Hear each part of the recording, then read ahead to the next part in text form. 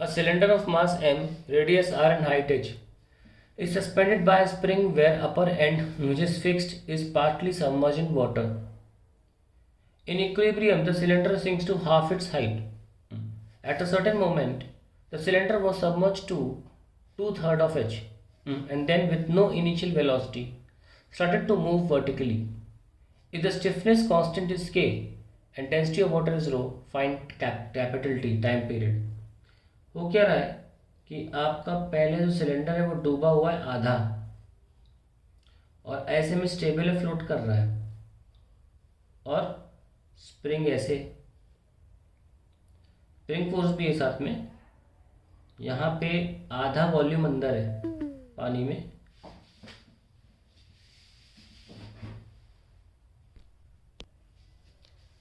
इसमें हम force balance की इक्वेशन लिख लेते हैं। स्प्रिंग फोर्स ऊपर लगेगा, अप थ्रस्ट ऊपर लगेगा, वेट नीचे लगेगा। तो एट इक्विलिब्रियम हम लिख सकते हैं के x plus upthrust is equals to M g wait,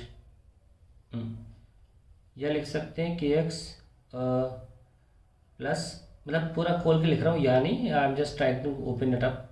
density of liquid, जितना वॉल्यूम डूबा है, v by 2 and g is equals to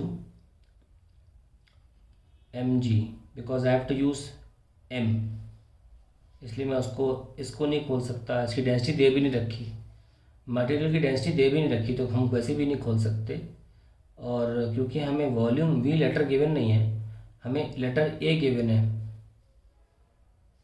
क्या है हमें, हाँ रेडियस गिवन है एक्चुअली, और हाइट गिवन है, और आधी हाइट तक उनने बोला है कि डूबा हुआ है, तो हम वी लेटर यूज़ नहीं कर सकते।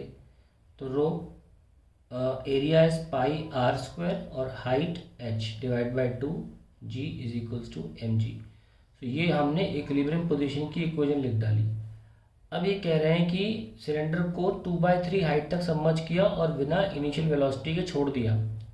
मतलब बिना इनिशियल वेलोसिटी कहाँ पाई जाती है, जहाँ एम्पलीट्यूड होता है, तो वहाँ की बात नहीं कर रहे हैं, हम स्लाइटली डिस्प्लेस करेंगे। तो अगर टाइम पीरियड निकालना है तो ये डेटा इरेलीवेंट है, ठीक है, क्योंकि हम बहुत स्लाइटली उसको डुबोते हैं और वो एसचम करता है, इस डेटा को यूज नहीं होगा।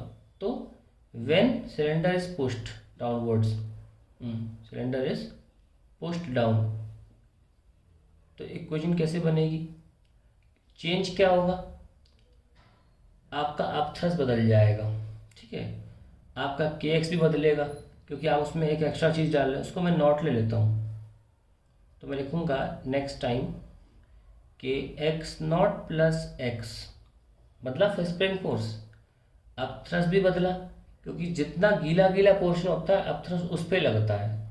तो लिख सकते हैं रो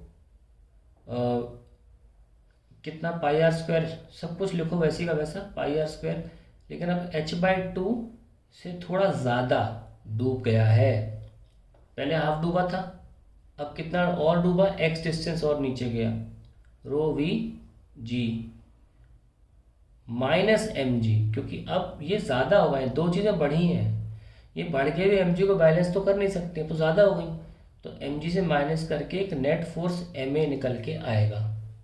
अब मैंने खोलूँ तो K X naught plus K x plus rho pi are square h/2 G, पहले मैंने इनको गुणा कर दिया इससे, फिर rho pi are square X G minus M G is M A.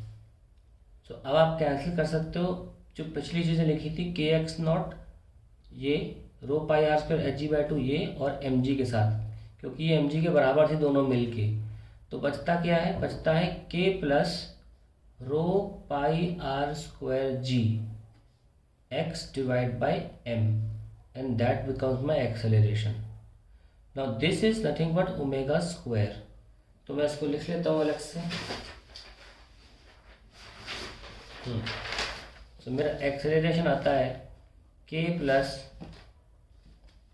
Row pi are square G divided by M X, so omega आ जाएगा K plus rho pi are square G divide by mass, and then time period will be 2 pi M upon k plus rho pi r square g.